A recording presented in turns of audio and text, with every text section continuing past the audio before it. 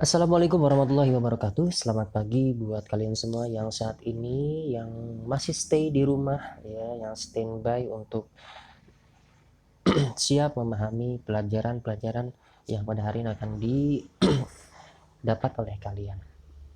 Oke, masih tetap di rumah kalian ya. Jangan Bapak menghimbau kepada kalian semua agar tetap stay di rumah, jangan kemana-mana kalau nggak perlu-perlu banget.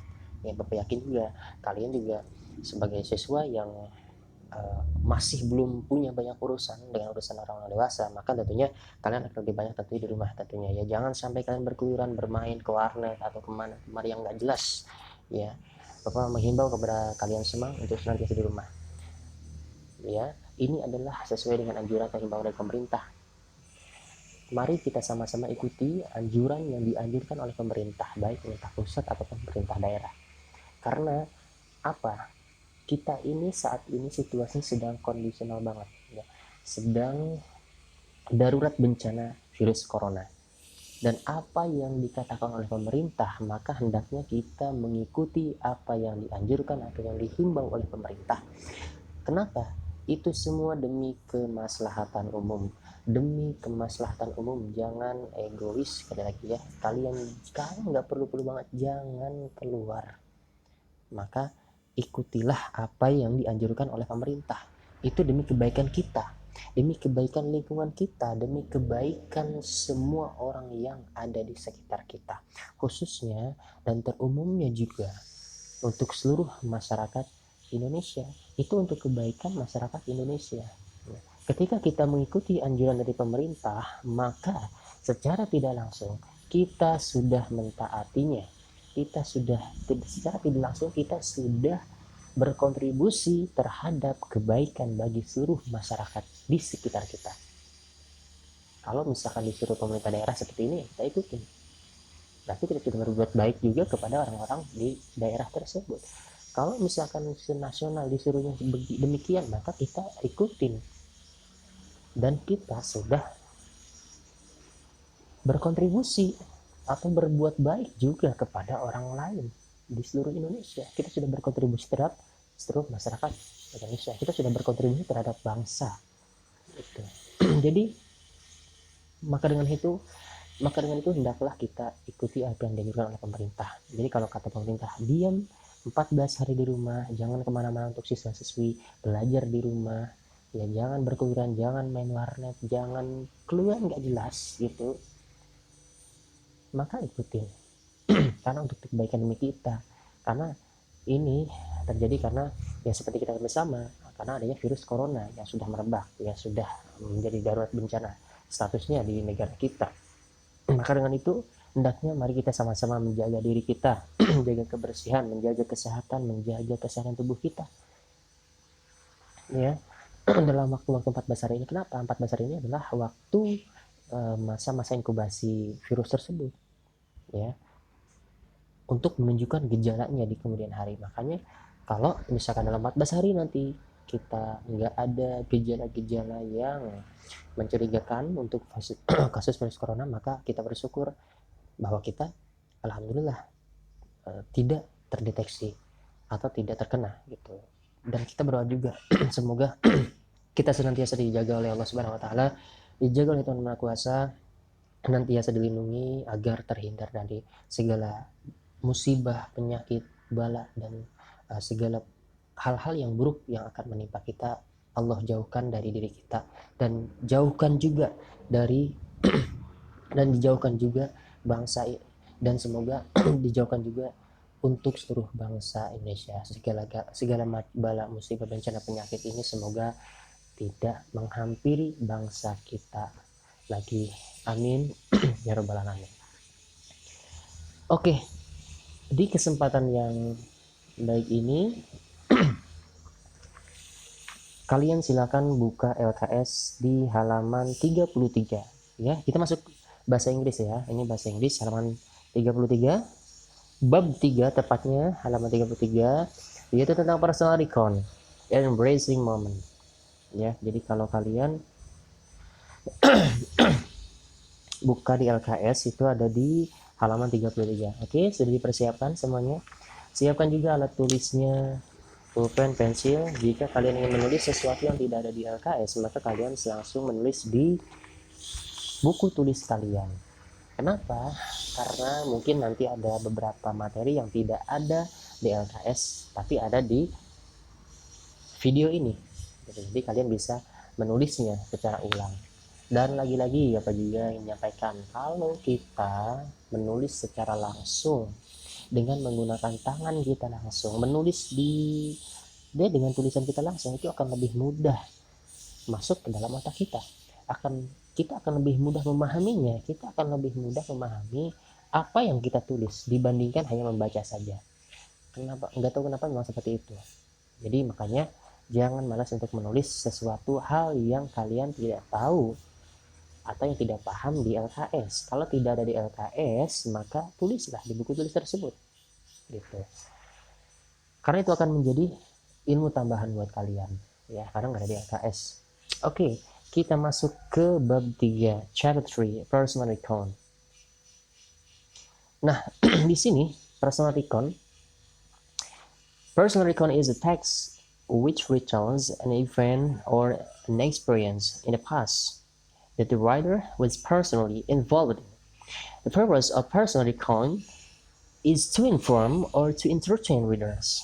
Nah, di sini personal recon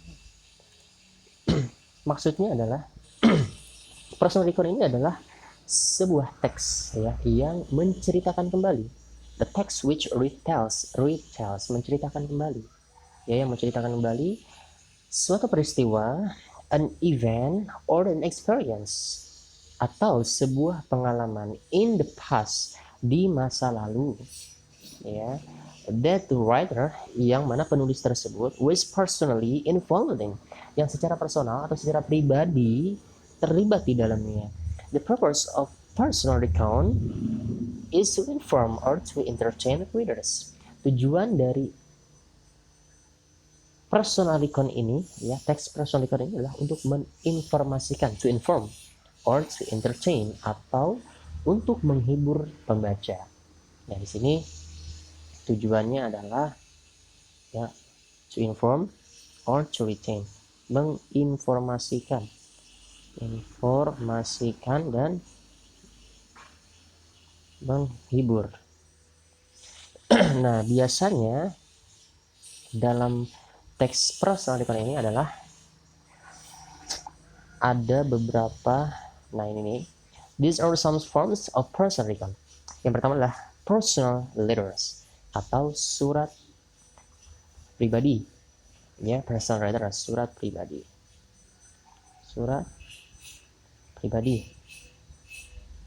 Oke. Kemudian ada diary. Ya, kalau kalian mungkin hari-hari kalian, kalau misalnya sesuatu hal yang pokoknya sesuatu hal apapun kalian yang sering menulis atau curhatan itu masuk dalam diary biasanya. Banyak orang yang misalkan hari ini dia melakukan apa, ditulis dalam sebuah buku. Nah, itu namanya buku diary. Ya, buku diary itu menggunakan termasuk dalam personal recount. Ya. Jadi menceritakan sesuatu kejadian atau pengalaman yang terjadi masa lalu. Itu contohnya personal letters, diary, and autobiographies. Autobiographies adalah biografi yang ditulis oleh diri kita sendiri. Gitu. Kita menulis sendiri biografi kita. Kalau biografi itu kan ditulis oleh orang lain. Nah, kalau autobiographies ya, itu adalah riwayat atau biografi yang ditulis oleh kita sendiri, bukan ditulis oleh orang lain. Seperti itu. Ini ada 3 hal yang biasa menggunakan personal recount. Ya, ini 3 hal yang mana kalimatnya atau format grammarnya itu adalah menggunakan personal recount. Yang termasuk personal recount ada 3 ini ya, personal recount atau penceritaan kembali secara pribadi. Ini ada personal letters, diary, and autobiographies. Oke, kita lanjut. Nah, bentuk bahasa personal recount ini yang pertama adalah menggunakan kata ganti orang pertama. Ya, ingat, kata ganti orang pertama itu adalah I, me, myself, mine, and my. Ini termasuk dalam sebuah singular. Ingat, singular itu adalah tunggal, ya, tunggal. Artinya cuma satu aja, gitu. Hanya dia saja, satu. I, saya. Me, saya, tapi ditaruhnya di akhir kalimat atau di pertengahan kalimat. Jadi perbedaannya kalau misalkan I itu gini ya, I bla bla bla bla bla bla, gitu. Kalau me bla bla bla bla bla bla bla bla me. Nah, kalau I itu ditaruhnya di depan, kalau me itu bisa di tengah atau bisa di akhir. Seperti itu bedanya. Jadi jangan ditukar ya. Oke, kita lanjutkan. Ada juga myself. Myself adalah diriku sendiri. Ini myself biasanya ditaruh di akhir. Myself. Gitu. Mine. This book is mine contohnya. Contohnya this, contohnya bla bla bla. Sorry.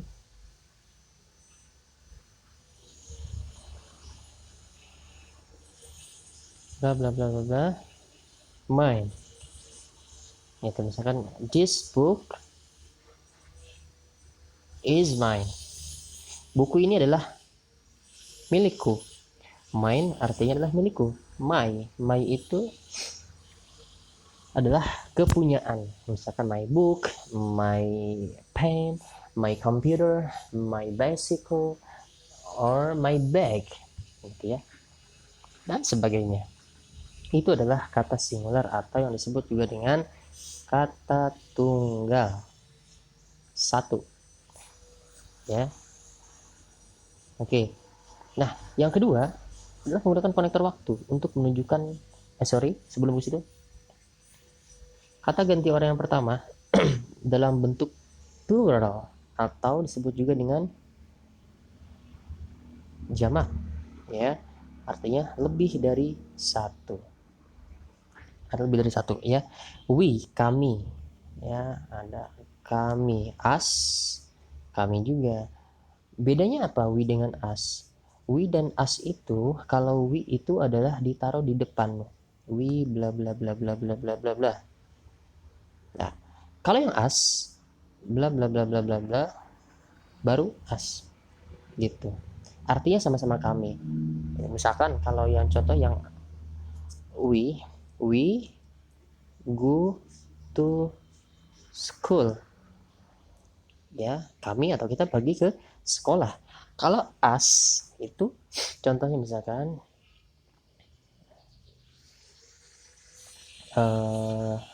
yes, the door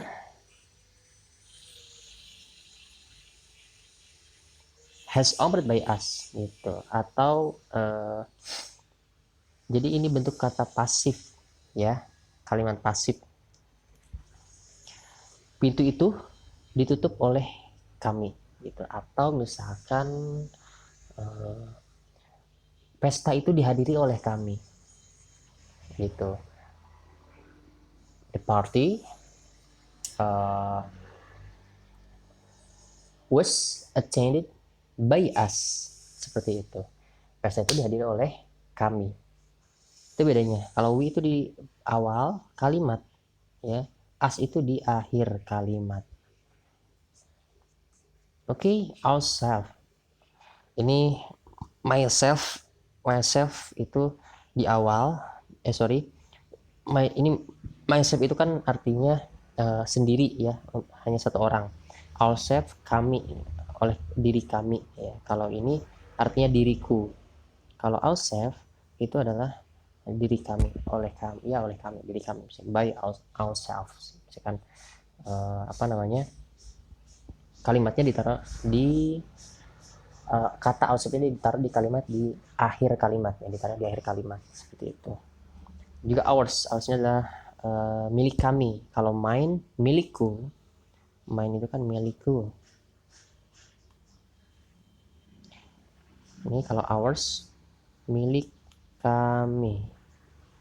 Itu ya bedanya. Our, ya, kami. Our book, buku kami. Our pen, pulpen kami. Our bag, our task, ya, and etc. dan lain-lain. Oke, yang kedua, itu yang pertama ya, tadi menggunakan kata ganti orang pertama. Yang kedua adalah menggunakan konektor waktu untuk menunjukkan terjadinya sesuatu. Konektor waktu adalah kata hubung ya. Seperti misalkan during, when, then, until. During itu selama, when itu ketika, then itu adalah kemudian atau selanjutnya, until sampai. Ini adalah konektor waktu sebutnya. Misalkan ada kalimat, ya, ini bisa ditaruh di tengah kalimat ya, atau di awal kalimat juga bisa, tapi ada misalkan contohnya biasa di tengah kalimat ya, misalkan bla bla bla bla when bla bla bla ya, saya pergi ke sekolah ketika dia pergi ke pasar, seperti itu. Ini ketika. Kalau when di tengah kalimat itu artinya ketika ya, berbeda dengan when dalam bentuk waktu. Kalau when dalam bentuk waktu itu biasanya ditaruh di awal kalimat. Ya. Artinya maksudnya when-nya adalah bentuk arti kapan ya. When do you bla bla bla bla. Nah, ini artinya adalah kapan. Kalau misalkan di tengah kalimat itu artinya adalah ketika. Ya, tergantung kalimatnya sebetulnya. Nanti kalian bisa membedakannya. Nanti kita akan bahas lebih lanjut lagi ya mengenai hal ini. Oke, menggunakan faktor waktu yang di sini ciri-ciri dari personal recon itu adalah menggunakan konektornya during, when, then, until. Karena kenapa dia pakai menggunakan ini? Karena dia menceritakan sesuatu yang sudah terjadi. Nanti kita bakal tahu contohnya ya. Oke, kita lanjutkan lagi. Yang ketiga menggunakan simple past tense ya. Contohnya walked, watched, traveled, etc. dan lain-lain. Walked ya, berjalan. Watched, menonton. Traveled, berpergian ya, berjalan kita berpergian. Nah, dalam hal simple past tense ini nanti kita akan bahas secara ini ya. Jadi personal record itu menggunakan simple past tense atau sesuatu. Karena kenapa past tense? Karena sesuatu yang lampau ya. Yang lampau ini diceritakan. Jadi gini, kalau misalkan kalian menceritakan sesuatu, bercerita ya, ini artinya sesuatu yang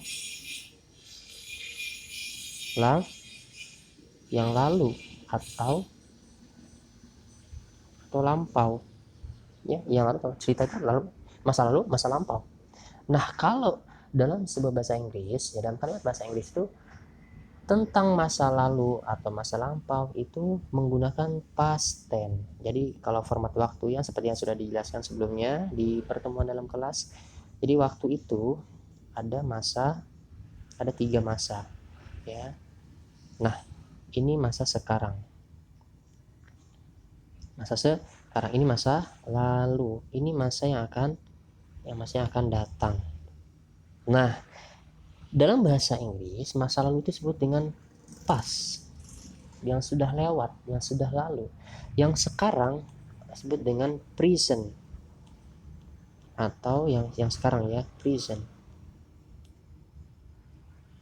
ya, yang present, yang sekarang itu.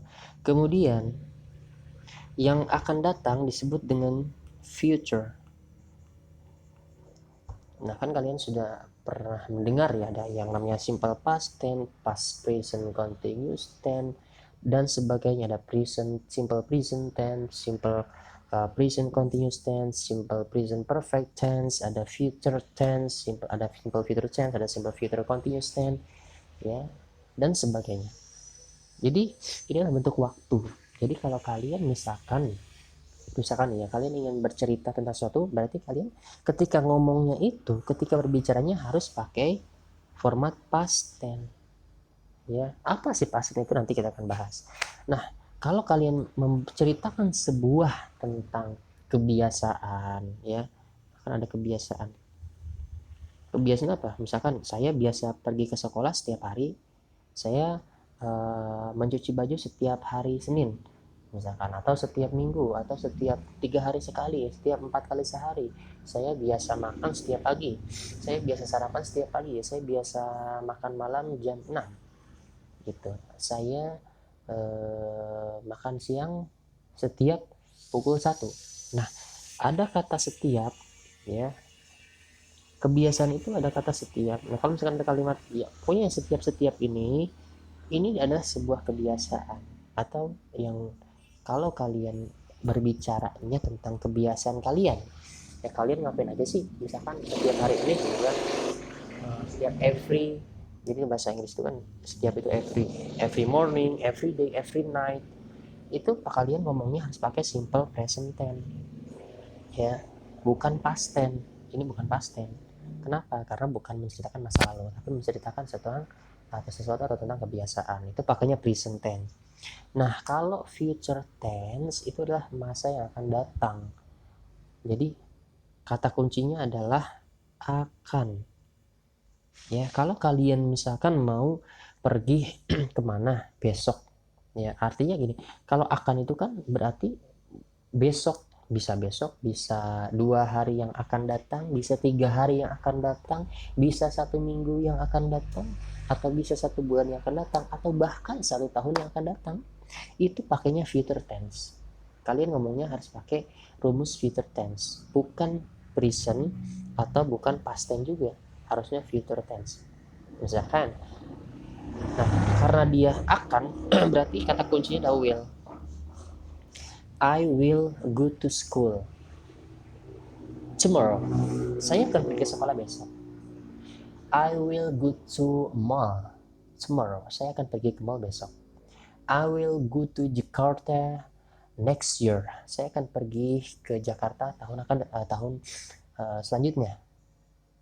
I will go to Bali next year. Saya akan pergi ke Bali tahun depan.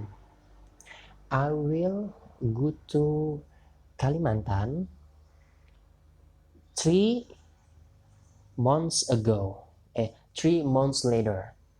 Saya akan pergi ke Kalimantan 3 bulan yang akan datang.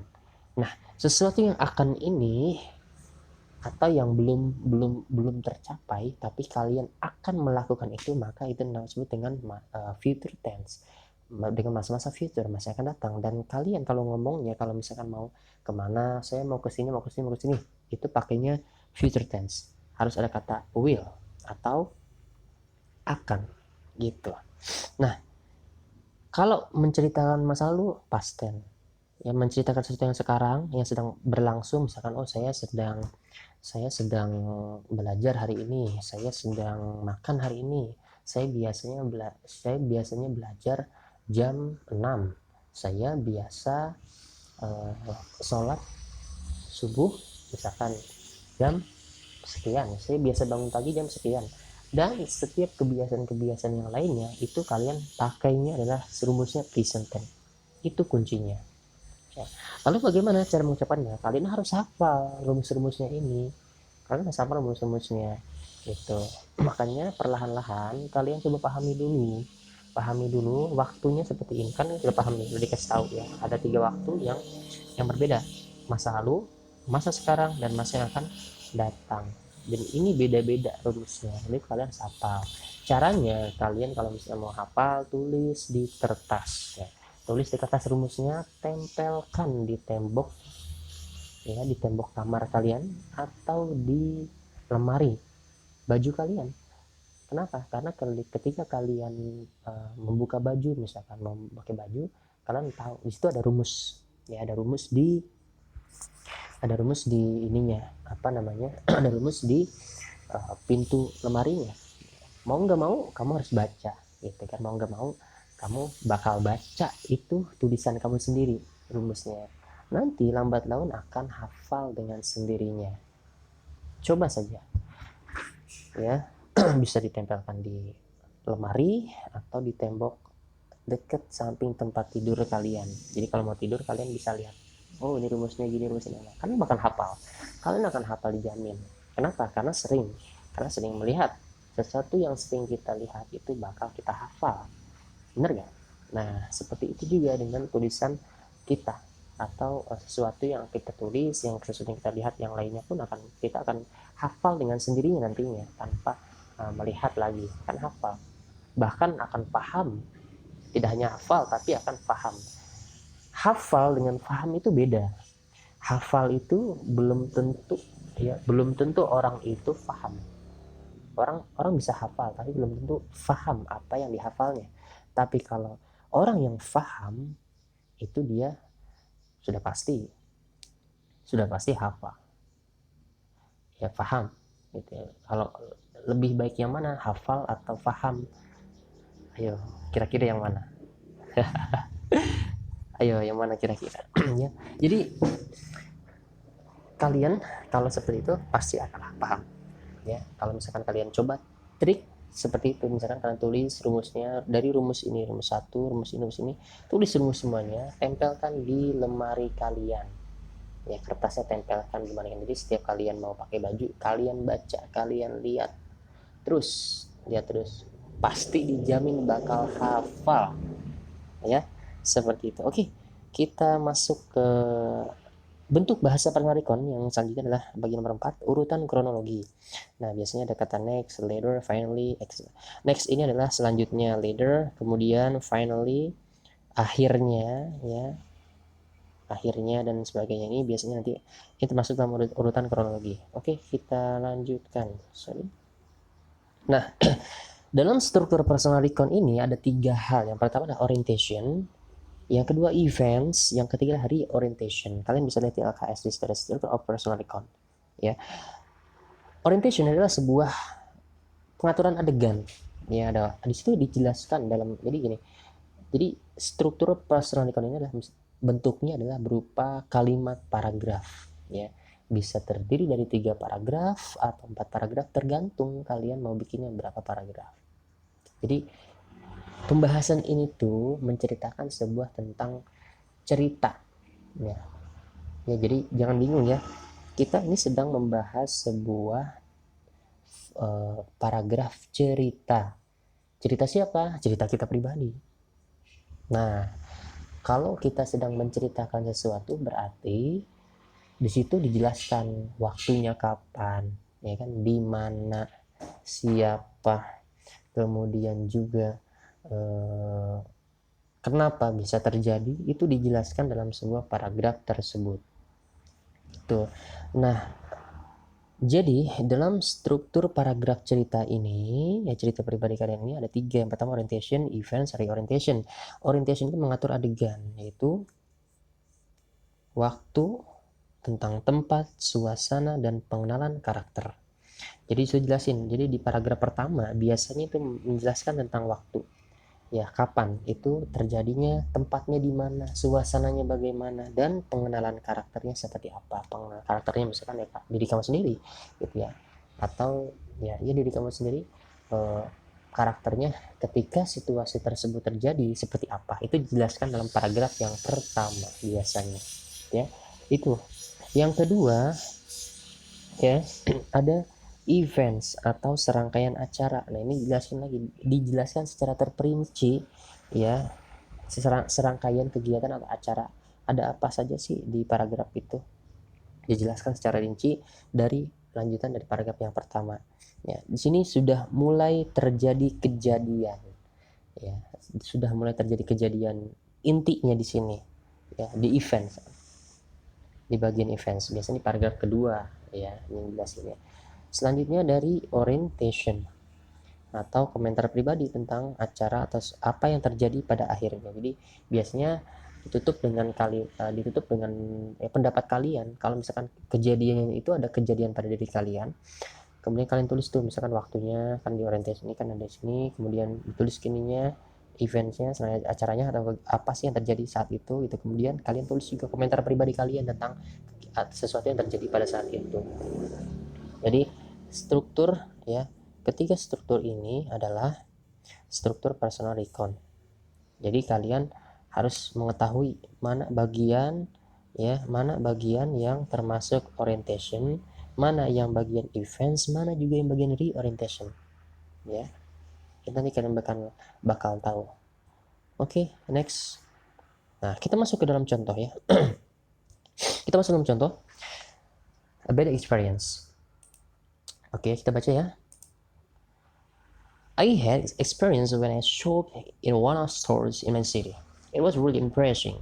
The security shop accused me of stealing a pair of blue jeans. Nah, kita artikan dulu di sini.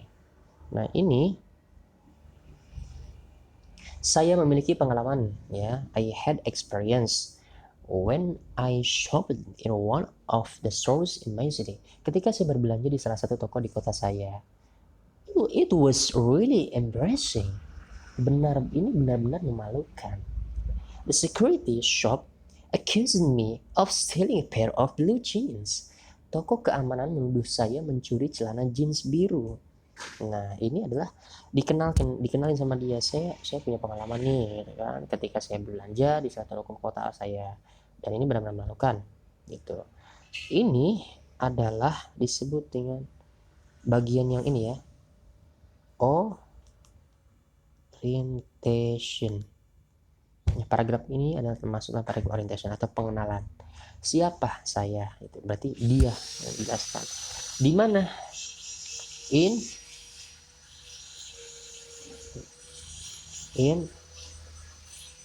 one of stores, di toko, salah satu toko di kota saya. Kapan terjadinya? Ketika saya berbelanja. Gitu. Suasananya memalukan. It was really embarrassing. Gitu. Dan ini termasuk dalam orientation. Ya. Oke, kita lanjutkan lagi. That was Sunday afternoon. I went to a fashion store with my friends. I chose a pair of blue jeans to buy and pay for them at the cashier. Unfortunately, the shop assistant was careless. She forgot to take the sensor clip on the blue jeans. So, when I left the shop, the detector beeped. The security officer shouted at me, "Hey you, stop!" Then he took me to the manager's room. Itu hari Minggu sore kejadiannya. Ya, itu hari Minggu sore. Saya pergi ke toko pakaian dengan teman-teman saya. Saya memilih celana jeans biru untuk dibeli dan dibayar di kasir. Sayangnya, unfortunately, ya, asisten toko itu ceroboh. The shop assistant was careless. Careless itu ceroboh. Ya. Dia lupa mengambil klip sensor pada jeans biru. Jadi, ketika saya meninggalkan toko, detektor berbunyi beep. Petugas keamanan berteriak kepada saya, "Hei kamu, berhenti." Kemudian, dia membawa saya ke kamar atau ke ruang manajernya. Dan he took me to the manager's room. Nah, tadi sudah dijelaskan ada kata penghubung. Ada kata then. Ini ciri-ciri dari kalimat dari teks personal recount ini. Ciri-cirinya seperti itu. Nah, ya. Ini termasuk dalam bagian apa? Event. Kejadiannya dijelaskan seperti ini gitu. Ya, kejadian utamanya ini gitu. Karena hal ini maka dia menuduh tadi, accused gitu. Next. After examining, the security officer and the manager realized that it was not my fault. They were very sorry about what had happened. Finally, the manager asked me to take one piece of clothing for free. Setelah memeriksa, petugas keamanan dan manajer menyadari bahwa itu bukan kesalahan saya. Mereka sangat menyesal atas apa yang terjadi. Akhirnya, manajer meminta saya untuk mengambil pakaian gratis. Wah, ini adalah termasuk dalam reorientation. Reorientation. Ya. Kenapa? Di sini ada kata finally. Ya, ciri-cirinya kalau reorientation itu penyelesaian sebuah kasus dijelaskan di situ. Akhir dari kasusnya seperti apa. Nah, ini ada tiga hal, ya, struktur personal recount, orientation, event, dan reorientation. Seperti itu. Oke, kita lanjutkan. Nah, ini individual work ya, kita isi bareng-bareng. Kalian bisa lihat di LKS halaman 34. Di situ tertulis ya, halaman 34 di situ tertulis ya nomor 1 sampai 5. Oke, kalau kita isi bareng-bareng ya. Kita isi bareng-bareng. When did the writer have a bad experience? Ya.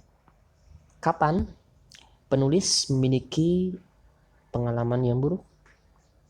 Jawabannya adalah kalau kita tulis di sini apa? When he showed in his city. Ketika when the writer shop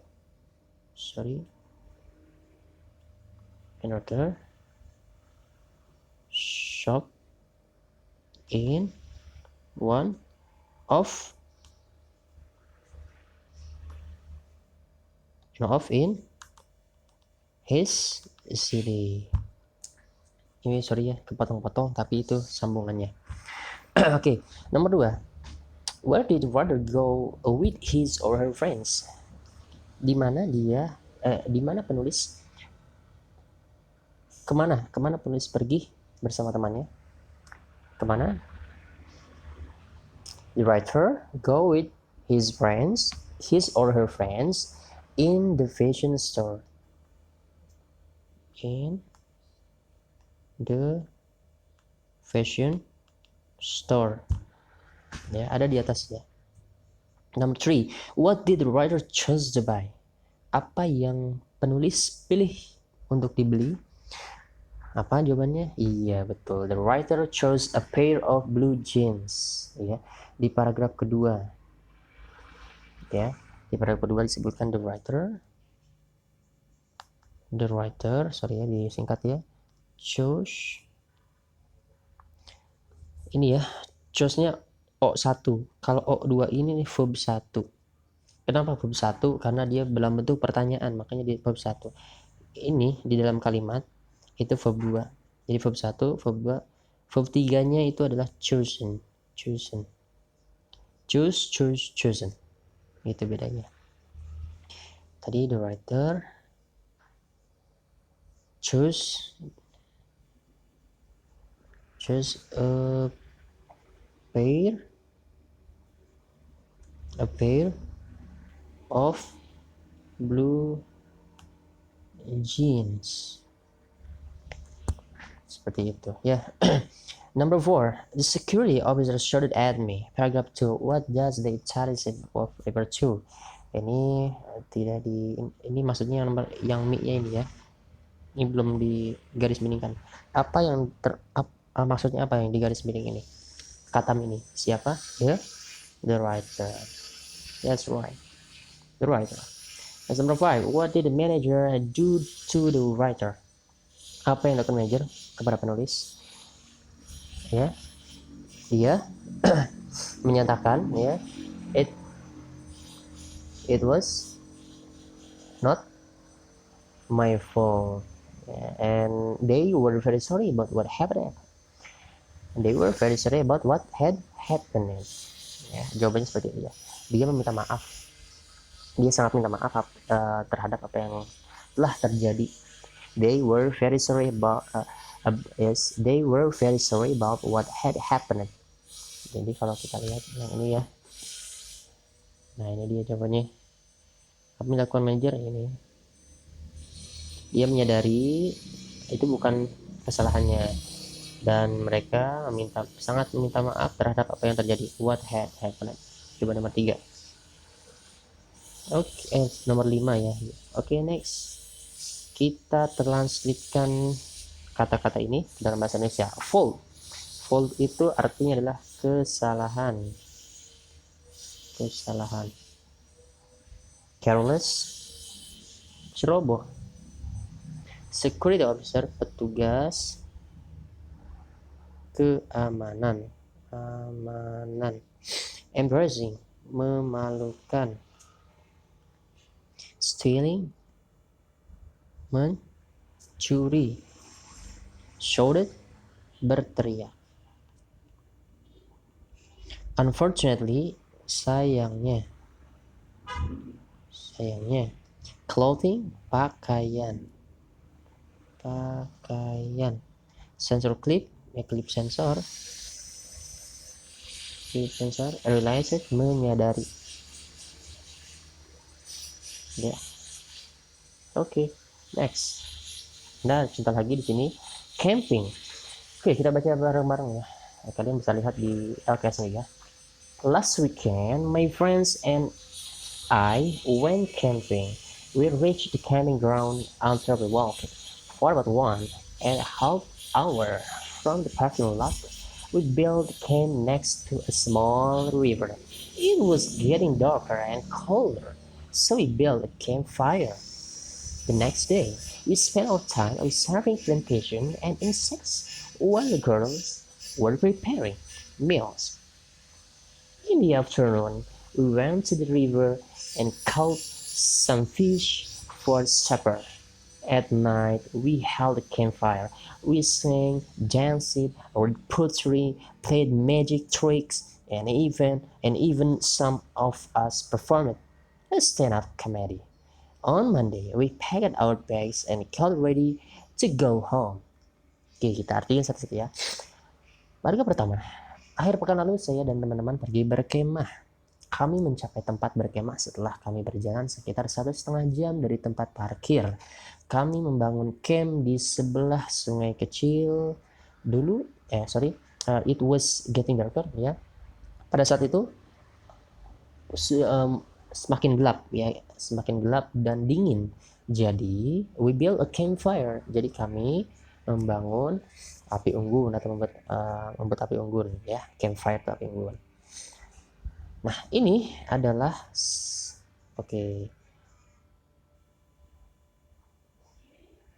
ya, kalian bakal tahu yang mana orientation, yang mana events, yang mana reorientation ya. Nanti itu menjadi tugas kalian di slide selanjutnya. Oke. Hari berikutnya, the next day, we spent our time observing plantation and insects while the girls were preparing meals. Hari berikutnya kami menghabiskan waktu mengamati perkebunan. Plantation itu perkebunan dan serangga. Sementara yang bagian ceweknya, ya bagian gadisnya sedang bersiap-siap untuk sedang menyiapkan makanan. Preparing meals. In the afternoon, ya sore harinya kami pergi ke sungai dan menangkap ikan untuk makan malam. Pada malam hari kami mengadakan api unggun ya. Kami bernyanyi, menari, membaca puisi, memainkan trik sulap, dan bahkan beberapa dari kami melakukan sebuah stand up comedy. And on Monday, pada hari Senin, kami mengemas tas kami dan bersiap untuk pulang. Itu ya. Oke, kita cocokkan. Jadi gini ya. Kalau kalian bisa lihat di sini nanti sebetulnya ada yang namanya verb 2, nanti kita bahas di selanjutnya. Oke, kita isi dulu yang ini ya. Camping. Yang mana jawabannya? Camping artinya adalah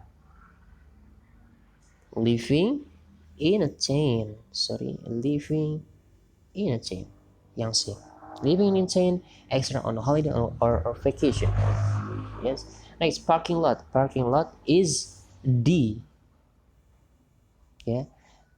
An area where people can leave their cars. Ya, sebuah area yang mana orang-orang bisa meninggalkan mobilnya. Preparing itu adalah menyiapkan. Berarti yang mana preparing? Yang A. Ya, making something ready to be used. Membuat sesuatu agar siap digunakan. Gitu. Campfire adalah api unggun. Campfire itu adalah apa? Ya, ini outdoor fire made by people who are sleeping outside or living in a tent. Ya, api di luar yang dibuat oleh orang-orang yang tidur di luar atau tinggal di sebuah tenda. Gitu. Plantation itu adalah yang mana? Ini ya, large area of land, especially in a hot country. Insects, serangga. Insect adalah serangga. Gimana? Any small creatures with 6 legs. Darker with no more light. Tanpa penerangan. Darker itu gelap ya. A river adalah sungai. Yang mana sungai? a natural flow water, ya, sebuah aliran air secara alam, ya, yang menghubungkan yes, that continues in a long across lane to the sea, ya, menghubungkan daratan dengan lautan, ya. Poetry adalah puisi, a collection of poems. Magic, yes, ini yang okay. The secret power of making possible this happen adalah kekuatan rahasia, ya, yang membuat sesuatu terjadi secara tidak mungkin. Okay, next. Last weekend, my friends and I went camping. Yang ini ya, yang F. Ini F, nomor 1 F. Ini adalah yang tadi ya, kalimat yang tadi. Kalian bisa lihat di LKS misalnya. Number 2, we went to the river and caught some fish for supper. Yang A, yang ini yang A. Number 3, we built camp next to a small river. Yes, yang E. We packed our bags and got ready to go home. Yang B. Number 5, blah blah blah, so we built a campfire. H, it was getting, yang ini ya, yang H. H, Q walked for about 1.5 hours. Number 6 is, the answer is C, from the parking lot. We blah blah blah observing plantation and insects. We, number 7 is D, spend our time. Ya, ini ya, spend our time, yang D. Number 8, some of us performed a stand-up comedy, yang A. Yang E, we sang, danced. Next number, we sang, danced, read poetry, and what is the answer? Yes, G, play the magic tricks. The girls, nggak ada pilihan lain selain yang J, were preparing meals. Okay, next. Nah, kita tentukan dari kalimat atau dari paragraf yang tadi, camping, tentang yang camping tadi, kalian silahkan kira-kira apa termasuk yang mana yang termasuk verb 1 dan yang mana termasuk verb 2. Karena dalam ini ya, kalian cari verb 2-nya dulu karena verb 1 nggak di situ. Nanti dari verb 2 itu kalian cari verb 1-nya. Apa verb 1-nya? Nah, verb 2 ini adalah ciri-ciri. Nah, verb 2 ini adalah hal wajib dalam hal personal recon. Ya. Personal recon. Ini pakainya verb 2. Ingat. Oke. Nah, ini adalah verb 2-nya. Jadi kalian bisa lihat di sini. Verb 2-nya adalah yang pertama ada when. Ya. When, reached, walked, built. Nah, ini adalah yang bertanda merah ini adalah semuanya verb 2. Ya. Nah, kalian sekarang boleh tulis yang merah ini ke sini ya. Tuliskan, baru ubah ke verb 1. Contoh misalkan tadi ada when. When itu verb 1-nya apa? Go. Jadi kalau verb go, when, gone. Verb 1, verb 2, verb 3. Jadi verb itu ada 3. Verb itu ada 3, ada verb 1, verb 2, verb 3. Verb 1 itu biasa pakai yang present. Ini biasa digunakan untuk yang past tense. Ini past participle gitu. Nah, jadi nanti kita lihat ya di bawah. Nah, ini sudah jadi. When, which, walked, built, spent, when, called, sang. Oke, kita isi bareng saja ya. When itu verb 1-nya adalah go. Reach adalah reach. Walked, verb 1-nya walk. Build, verb 1-nya adalah build juga ini sama, build, spend, when, go, caught, catch itu menangkap, when itu pergi, reach itu meraih ya, walk berjalan, build membangun, spend menghabiskan, when pergi, caught ya, verb satunya catch menangkap ya, sama artinya sama ini, caught atau catch sama artinya menangkap, held memegang ya, ini verb satunya hold, sang itu adalah menyanyi, verb satunya sing ya. Oke, dance verb satunya dance, menari, read tetap, play, perform biasa tanpa d, got, get ya, artinya mendapatkan, perform itu pertunjukan, play bermain, read membaca, dance menari. Oke, seperti itu. Next, nah ini jadi gini, verb itu kan ada dua ya, ada regular verbs, ada irregular verbs. Regular verbs itu adalah kata kerja. Ingat, verb itu kata kerja ya, verb itu adalah kata kerja. Kata kerja itu apa? Contohnya misalkan ya membaca, menulis, berlari, mandi, berbicara, mendengar, melihat, apalagi berlompat ya, mengejar, menangkap, memukul, apalagi sebagainya. Dan semua pekerjaan yang dilakukan itu namanya kata kerja gitu. Contohnya misalkan ini, jadi regular verb itu adalah kata kerja yang beraturan ya, yang beraturan, kata kerja yang beraturan seperti itu. Nah, contohnya nih, accept. Jadi beraturan itu berakhiran ed ya. Ini verb 1, itu verb 1. Ini verb 2, ini verb 3. Verb 1 disebut juga dengan present. Verb 2 disebut juga dengan past. Verb 3 disebut juga dengan past participle. Itu bahasanya. Ya. Jadi kalau misalkan ada past participle jangan bingung, itu adalah verb 3. Ada present, past, verb 1, verb 2 pakainya. Nah, contohnya accept, menerima artinya ya. Verb 2-nya accepted, verb 3 juga accepted juga. Ini beraturan. Accept, accepted, accepted. Agree, agreed, agreed. Ask, asked. Believe, believed. Call, called, called. Close, closed, closed.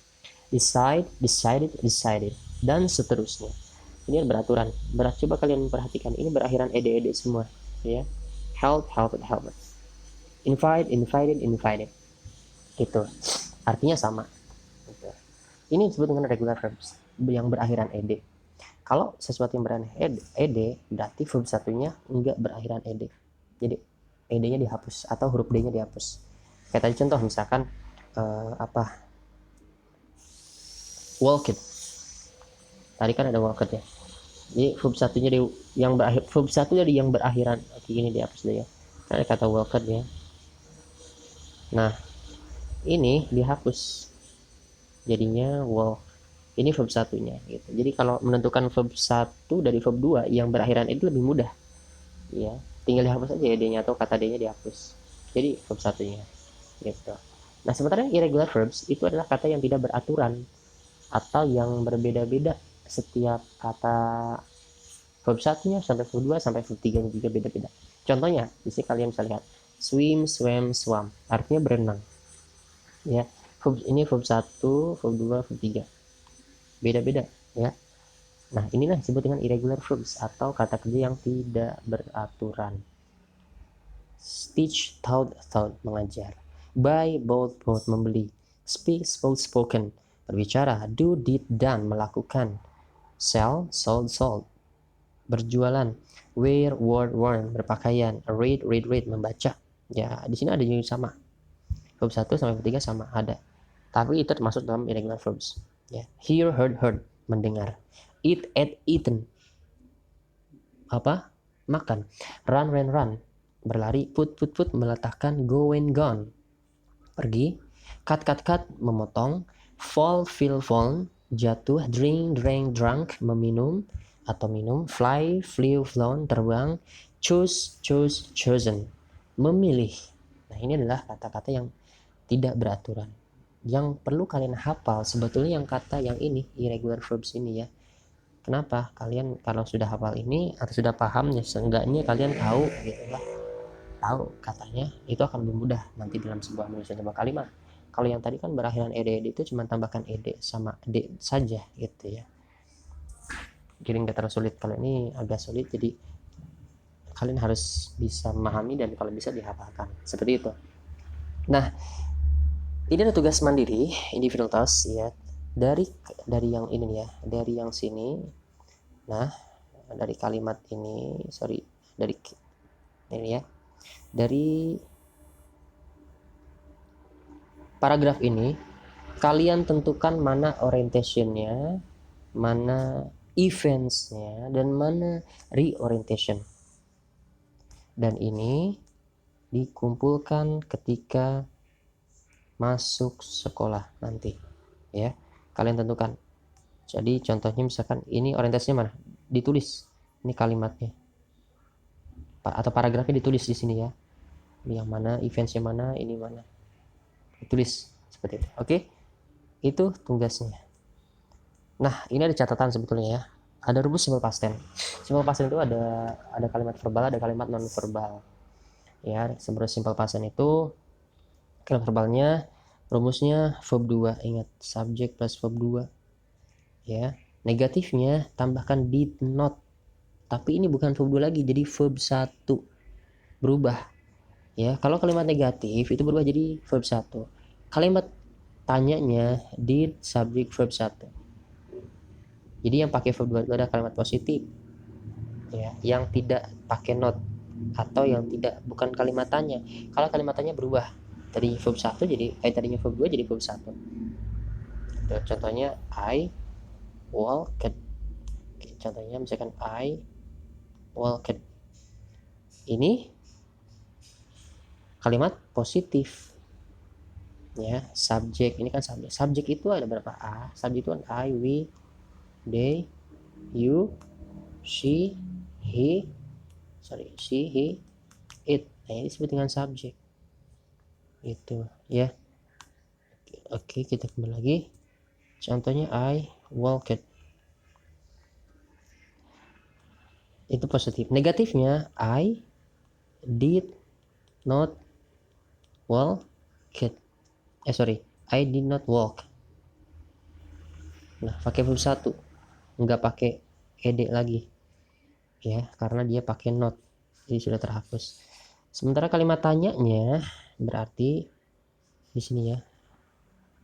Did I walk? Tanda tanya. Nah, ini disebut dengan simple past tense. Jadi jangan bingung. Ini kalimat positif, ini kalimat negatif, ini kalimat tanya. Tinggal dibalik-balik aja dan dirubah dari verb 2 ke verb 1. Gitu gampang. Subjek bisa diganti. Ya, bisa I, we, they, you atau she, he, it. Tergantung. Oke. Nah, ini ada simple past continuous tense juga. Sebetulnya nanti kita akan bahas lebih lanjut ya. Ini ada rumus-rumusnya. Kalian jadi simple past continuous tense ini adalah perbedaannya dengan simple past tense, yaitu kalau simple past tense itu adalah menyatakan suatu perbuatan atau peristiwa yang telah dilakukan atau terjadi pada masa lampau, yang telah terjadi. Sementara yang simple past continuous tense ini yaitu suatu perbuatan atau peristiwa yang sedang dikerjakan atau sedang terjadi pada saat waktu tertentu di masa lampau. Pakainya was atau were. Was itu untuk she, he, it, I. Sementara yang were, we, you, they. Ya. Jangan sampai tertukar. Ya. Tambahkan verb 1. Ing. Contohnya apa? Contohnya kalian bisa lihat di sini. Jadi sebenarnya ada 2 sebetulnya di sini ya. Oke, biar gampang sini ya. Nah, I went ini masuk simple past tense. We reach simple past tense. Subjeknya I, subjeknya we. We build. Nah, subjeknya we. Jadi kan apalagi we spend gitu ya. Nah, di sini ada kata the girls were preparing. Nah, kenapa ini disebut dengan simple past continuous tense? Ya, asal katanya adalah prepare. Verb satunya prepare. Ini pakai were karena lebih dari satu. Girls-nya lebih dari satu. Perempuan-perempuan atau ya cewek-cewek ya. Gadis-gadis gitu, girls were preparing. Nah, ini sebetulnya simple past present tense. Jadi gini, kami menghabiskan waktu untuk mengobservasi tumbuh-tumbuhan ya, plantation dan serangga, sementara perempuan-perempuan yang lainnya, cewek-ceweknya itu sedang menyiapkan makanan, preparing meals gitu. Jadi kalau misalkan ini S-nya 1, misalkan gini contohnya, kalau misalkan girls-nya 1, pakainya were preparing. Nah, karena dia lebih dari 1, ya mana tadi ini ya, dari 1 tambah S, jadinya was-nya diganti jadi were preparing. Seperti itu. Yang jamak pakainya ini. Was itu adalah yang tunggal, hanya 1. Gitu. Jadi was itu hanya untuk 1 orang, were lebih dari 1. Ya, seperti itu. Oke. Tidak ada lagi ya. Kalau bertanya tinggal dibalik saja.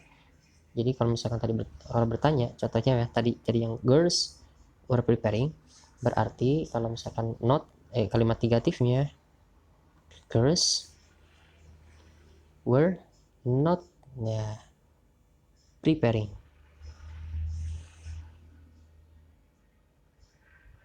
Sorry.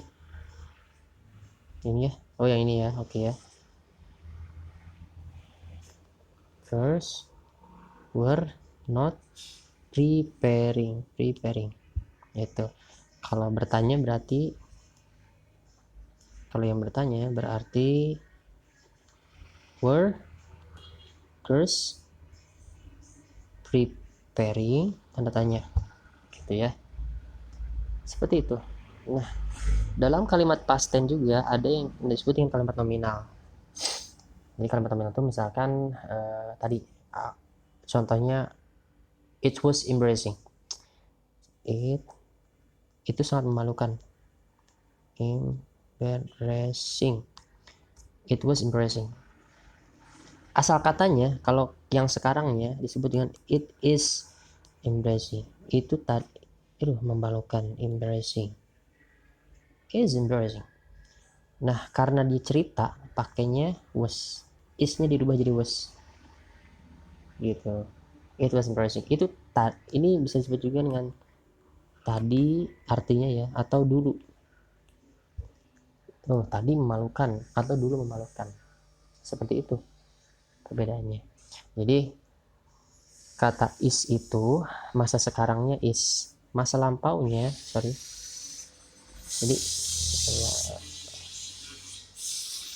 masa sekarangnya is, masa lampaunya adalah was.